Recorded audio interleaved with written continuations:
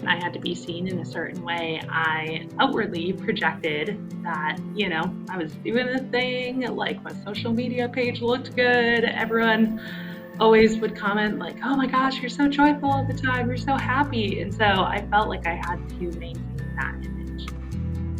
Welcome to the Crucible Project Podcast. The Crucible Project is a nonprofit organization committed to creating a world of men and women who live with integrity, grace, and courage, helping them to fulfill their God-given purpose. This podcast will discuss important and sometimes difficult topics while delivering practical life applications with men and women who are currently practicing this work. We are igniting Christ-like change in men and women through experiences of radical honesty and grace. Hi, folks. I am Nicole Dominguez, and I am part of the Crucible Project. And I am here today to talk to Jess Donovan, who's one of my fellow Crucible sisters. And we are going to discuss real talk. Jess, would you like to introduce yourself? Yeah, sure thing. So I'm Jess. I live in New Hampshire. I've been in Crucible work for just a little, I'd say like 2 years now, which is fun.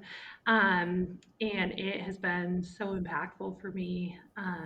Yeah, just currently unpacking more, continuing to work on my own soul work journey. And so that real talk piece is something that I'm like, okay, it is present and in front of us. And so I'm excited that we're going to get to dive into that together. So Yes, it's such a good topic to discuss, especially for women when we are so used to putting on the smile. Even if we don't feel like it, as soon as we see somebody, we will still just light up and we'll fake it till we make it instead of being authentic and being real in who we are. So I think it's a huge topic to discuss today about just real talk and how that looks for your integrity inside and out. And so tell me, for you, like, when did you think this became not necessarily an issue, but something that you really had to work on? Sure. And man, that outside matching the inside, and especially as women, we can project an image that isn't really true for us in the moment. And so this has always been something that's been a challenge for me, as I am naturally joyful. I'm naturally someone who others see as radiant and vibrant. And so I noticed the pieces of myself that were, either discouraged or sad, and realized that I wasn't getting the same response with those pieces. And so I saw, like, yeah, others like that, joyful side, and the other parts are a little more awkward to show. And so, in giving myself that message of you're only going to be received if you're joyful, then I took that on for myself. I made it my own message, my own rule, that I had to be seen in this way. And I didn't realize it was an issue until it came to me struggling on my own and going like, okay, like there's this whole other part of me that I'm not letting be seen. And because of that, it's become a detriment to me. And so finding those safe spaces to be able to be real, to be honest, to be vulnerable have been huge. And then even it's a continued journey. Like, as I've continued recently in soul work with Crucible, I just recently like apprentice led a growth group, and the feedback for me at the end was like, you don't have to be so all together all the time. And I was like, ah, shoot, because I thought I had made it a little farther with that authenticity piece. But I even saw this part of me that had said, okay, Jess, in leadership, you need to be seen in a certain light, which still wasn't my full authentic self. So I do feel, I don't know if you feel this way, but I feel it's a continued journey of like, okay, in friendship circles, what does this look like? In leadership circles, what does this Right. look like? Well, it almost can come across sometimes as being fake. And that's what I found for me, like in my leadership roles, when I was always so happy, happy, happy, and just, oh, yes, like I'll step up, I'll do that. Especially being younger. When I was younger, people would take that as like, oh, come on now, she's back. Like, are you serious? Versus like, oh, here's a little go-getter, They didn't take it that way. They took it as the goodness, here she is putting on a show for her boss. And it wasn't that way for me. I didn't feel like it was. Right. However, I wasn't giving 100% of all of me. And when I say that, like I did feel like I wasn't being authentic or being true to who I really wanted to be. I felt like it should be all of me coming, which some days, you're going to be sad. Some days you're going to be angry. Some days you're going to be excited. And in those days, like, you still have bits of joy and bits of happiness and bits of other emotions that come up. But I felt like I truly wasn't getting to experience my full emotional state. I could never be fully me when I was happy, happy, happy. And so I think for me, it came to light when I first started, going through my soul journey, and realizing that, okay, I don't have to always be happy. There may be some moments when I want to break down and cry. And I think it also helped me to understand that being in integrity is having like your insides match your outsides. And so for you, has there ever been times when you realize, like, I am so happy on the outside, but I am extremely exhausted and sad on the inside? Oh my word, too many times. Like, I am prone to not share that inside piece, and never realized before Crucible that that was me being out of integrity with myself. And so in leadership, in the responsibilities that I held, in different pieces where I felt that I was in a state where others were viewing me and I had to be seen in a certain way, I outwardly projected that, I was doing the thing, like my social media page looked good. Everyone always would comment like, "Oh my gosh, you're so joyful all the time. You're so happy." And so I felt like I had to maintain that image. When on the reality, in the inside, I felt like I was crumbling. And to be able to find those safe spaces to say like, man, I don't know what's going on. Like, I am just not okay. And it really took a minute for me to go, wait, is my inside matching my outside? Like, is all of this stuff that I'm projecting? Because joy is a beautiful thing to project, but when it's fake, Right. it's very obvious, as you said. And so if I can sync it up and go, man, like these pieces should match, it gives me the freedom to be fully seen and fully known, but then it also gives others the freedom to be fully seen and fully known. And especially in Crucible, being a leader of integrity for myself has shifted the way that I have gotten to lead, both in Crucible as well as with my youth girls and those different pieces. Because if I give myself the freedom to say, like, hey, here is what's really going on, and here is how I am right now, it gives others the freedom to go, oh, okay, I can show some of that sadness too. And that is welcomed in this space. I actually just the other night introduced this emotions teaching to my youth girls. And at first, they were like, are we really going to do this check-in? Like, you want me to tell you that I'm feeling sad and angry? And they were all, in their teenage angst about it.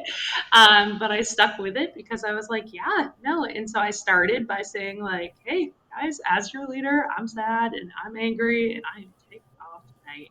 And it was so cool to watch them each step into their emotions and go, oh, wait, yeah, that's present that too. for me.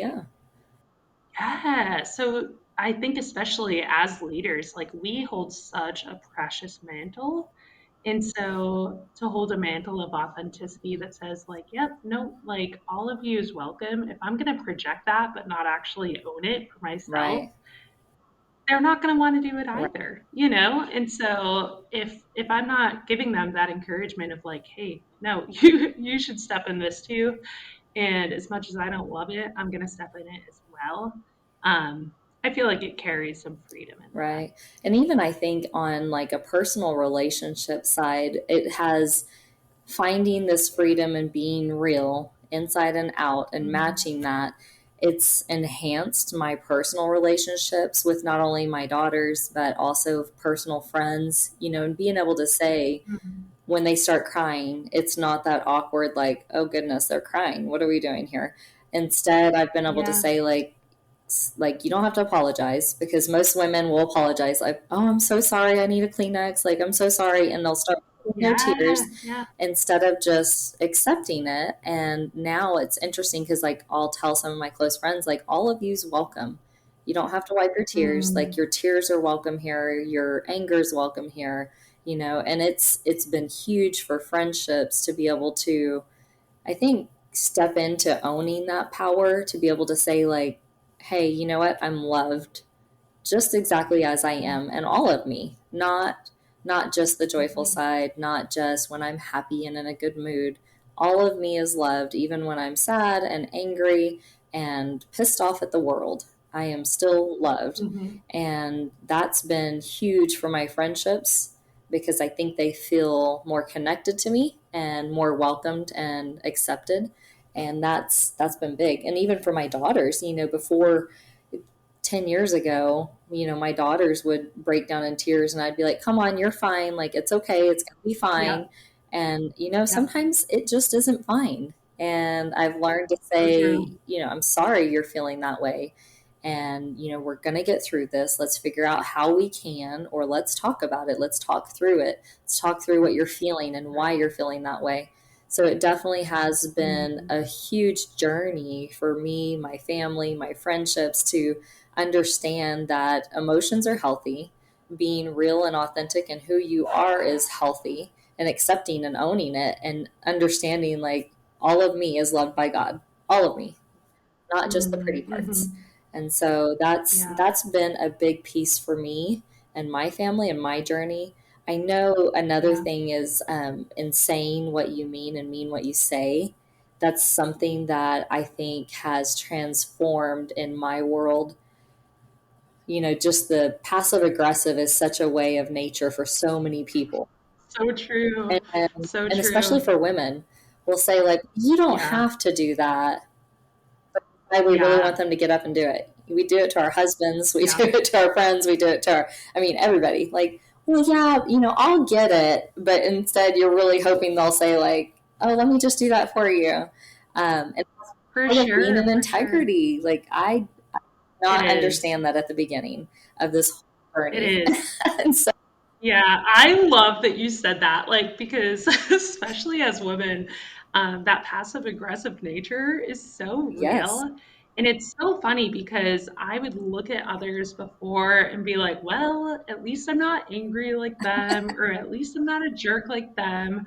But real talk, I'm an asshole. So, like, if we're gonna real talk it today, dang, like, and I realized that I was so caught up in those other people's anger or the way they Pointing the are finger. Yeah. because it's a projection of Yep. me. And so to have to sit there and go, oof, like I am really that That hits person, the home. um, to Yeah. be to be in integrity with myself. And so even just like such little examples of like driving, if I know like I'm driving, I have a few minutes till I can get to work, and every person in front of me is driving as slow as they possibly can. It is their fault that I am late to work. You know what Yep. I mean? Like, it's not Yeah. me. It's not because I spent an extra It's five this minutes on the traffic and hair. all these people Yeah, like if they could get their crap get out together, of the then way. I would be there on time. It carries over into every area of life, and it can be painful to go, oh, am I actually the problem? Right.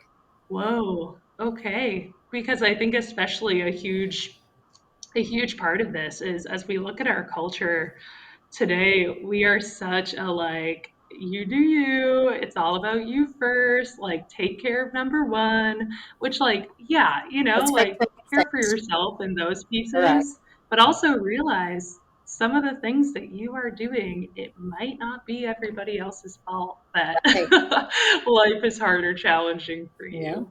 Um, so man, so much to look I at. know. That's being able to realize that judgments are mirrors, and realizing Hmm. where your judgments have been is totally eye opening. I think with the Yeah. Crucible journey and just doing soul work and identifying, like, all these people that I have judged over the years, And I know we always say like, oh, I'm not going to judge them. That's not my job. But deep down inside, you're still looking at them and being like, why would they do that? And so Very true. it's getting down to the nitty gritty of like what that judgment is, and then identifying with how does that sit in you. Was there ever a time for you that you sat back and you were like, holy crap, that's about me? Have you done that? Definitely. Ooh, yeah, and I don't love to admit it, but I guess we're real talking it. So it was even just in a recent staff interaction. We have, different Crucible weekends. We'll staff together, and so the more you staff together, the more you get to know each other. And personalities like just some clash, and that's a very real thing. And so I had recognized this person who had such a big personality, and I was like, if they could just get off their high horse for a minute and like realize that they are not the center of attention. So I was very present with like, man, they think they're all that in a bag of chips, like they always need to be the one, like talking and all these pieces. And so anyways, that same day that I think that, don't we go over like, so actually, the judgments that you have about another person are actually true about you. And I'm doing that whole thing where I'm like journaling the words and I'm like, yeah, okay. That's not real. Like I'm not that person. And without a doubt, I am the person when I get to a group dinner that I am sitting directly in the middle of the table so I can be a part of everybody's conversation, and then notice that night and went, oh crap. And then, later I'm in a room and I position myself in the center of the room so that I can hop into whatever conversations are happening at the moment. And man, I was like, oh, this really is about me, because often my own insecurity is that I'm too much, in that I have too big of a personality, or I am going to be so much that other people are going to go, ooh, gotta go, like, sorry, Jess. And so that person brought out that insecurity in me that I was like, oh, yeah, no, I do that. And I am that same exact way. And man, I value that person through and through and through.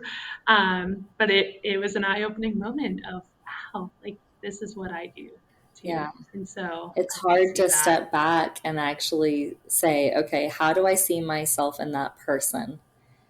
So for me, I'm complete opposite.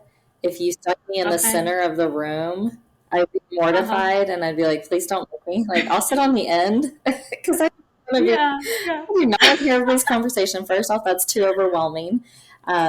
Absolutely do not want to be the center of attention. That I would dread from the get-go.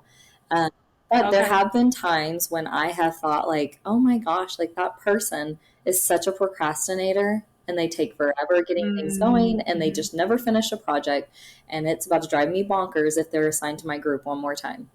So like I've sat back and been like, wait a second, when did that sit with me, and when did I experience that for myself? And I thought, oh my gosh, I was the worst in college of procrastinating. My paper would be due at midnight that night and I'd be at 10 o'clock like, okay, I'm almost done with this 8-page, trying to rush through it. And so there's been times where I've had to step back and be like, goodness, where do I see myself in that judgment? And why am I not being real with who I am? Like, why is it taking so long for me to actually identify that, hey, here I am judging them when I'm just as guilty? So that's been huge for me. So tell me, on the power of real talk, has it changed your relationships at all? Oh my gosh, yeah. Just about like everything that I do is either a reflection of something that I am believing about myself or not believing about myself, or and that all impacts my relationship with others. So a huge amount of my own work, even recently, has just been shifting the blame in realizing that I am often the reason for my own either not receiving something or not getting something as I wanted it, because I can go, well, this person just isn't listening to me. when in reality, I never asked them for what I had wanted. Yeah. And so I am so thankful for especially the power of real talk. What made me think of even just this topic is how good real talk has been in Crucible community. And a lot of relationships in Crucible community have become some of my closest friendships. And so they are voices that I trust the most. And so I would say, like, before in my life, before Crucible, the only times that I would be confronted on something that I was doing would be in a work review. So that was the only way that I had perceived confrontation of any kind, which is so funny. And I had that stapled in my mind as like, okay, that's only a work thing. And so I remember the first time that someone in Crucible had called me on something that they saw that I did or do. And I was like, rude. And then I sit there and look later and go, oh, okay, that's real in every piece that I do. And so I have just so valued it is a core staple value of Crucible, um, to be in integrity with yourself, but also just call it those things in others in love. It's like that picture of Yeah. like full truth and grace, like going like, hey, I see these things. And to realize that I have these blind spots, that I can be so aware of so much of what I'm doing, but also then can be blind to these other pieces. Or an unfortunate, even deeper part is I can do things not realizing that others are seeing them, not realizing that others are seeing my motives or my lack of motives. And so those things that I thought were hidden in me, others are going, wait, nope, just I'm aware that you do this. So it was so great. Even recently, I had a staff friend, so one of my good friends now, she called me out on something where she had said, Jess, like, you will not go for something because, like, you'll call yourself out and tell yourself that you're not going to get it before anyone else can reject you so that you don't have to get hurt. And I was like, oh, you see that I do that? And because I know internally that I do it, and I didn't realize how You're projecting it. evident that was to Yeah. others. And so that was such a powerful piece for me.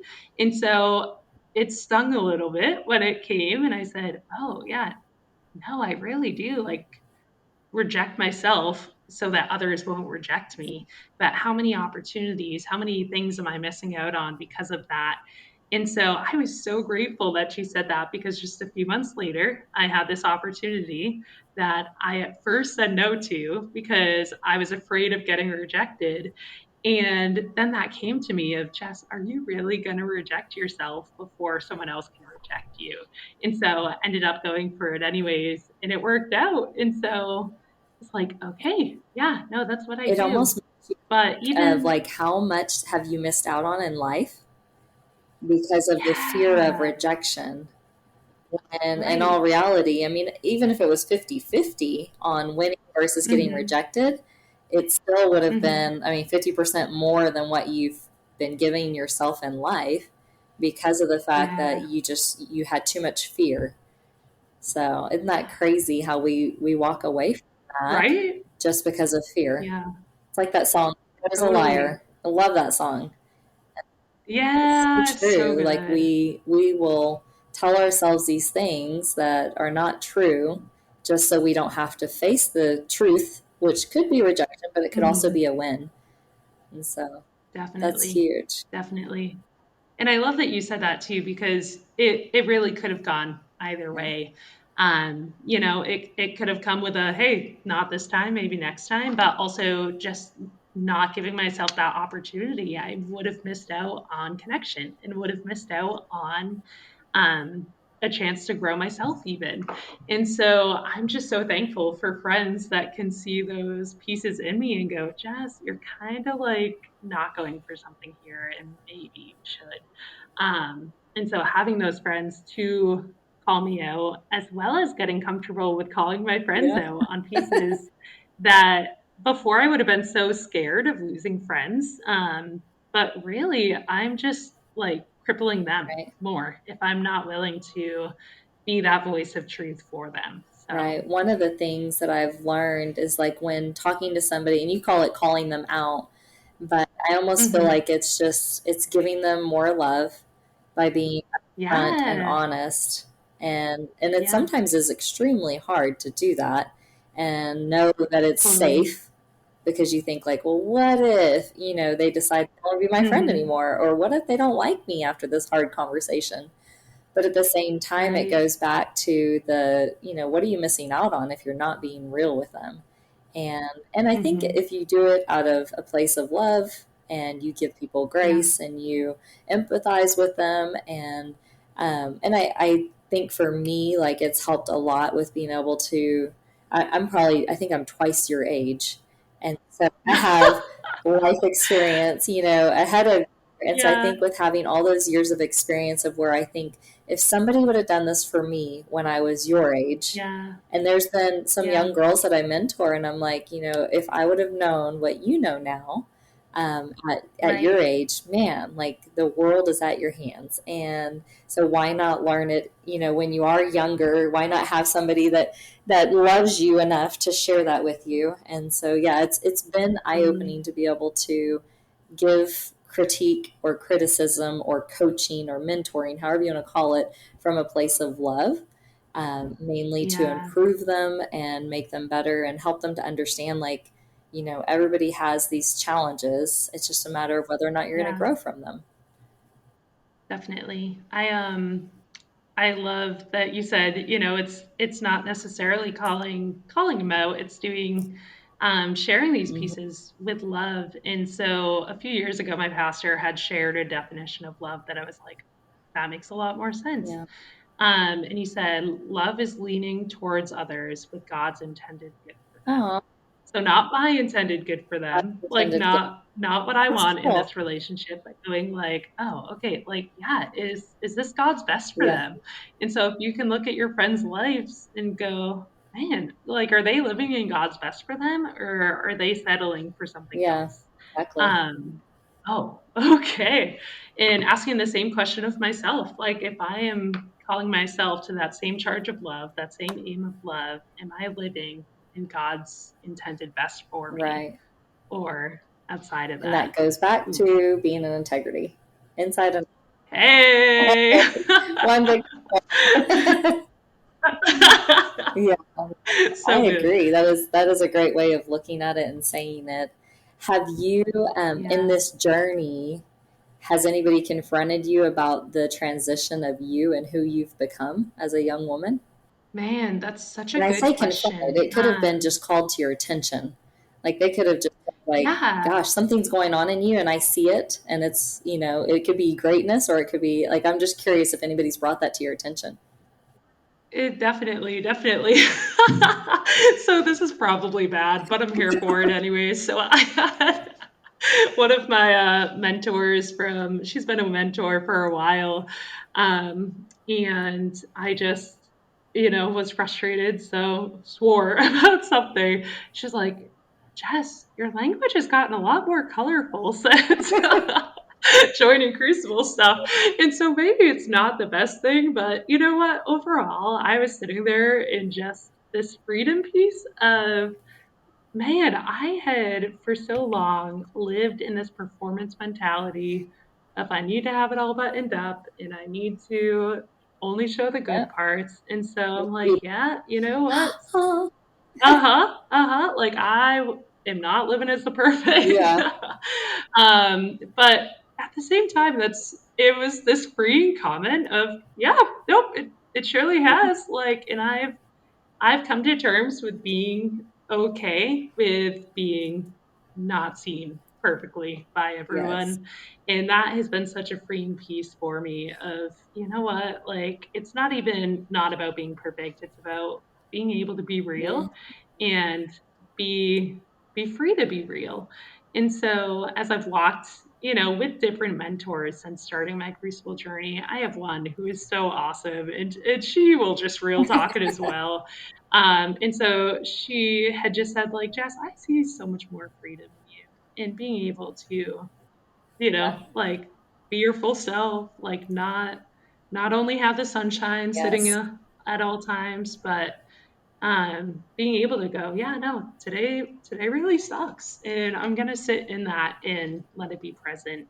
Um, and so, yeah, definitely being seen a lot more free and yeah, authentic in that way. I had a girlfriend that I was telling about Crucible the other day, and I said, I said, Yeah. when I hear of other like Christian weekends, I think of like Hmm. all the pictures on Instagram, how they're all photoshopped and they're so cute and pretty, and everybody looks perfect. And Yeah. I said, this weekend is more like your family getting ready on Sunday morning to go to church.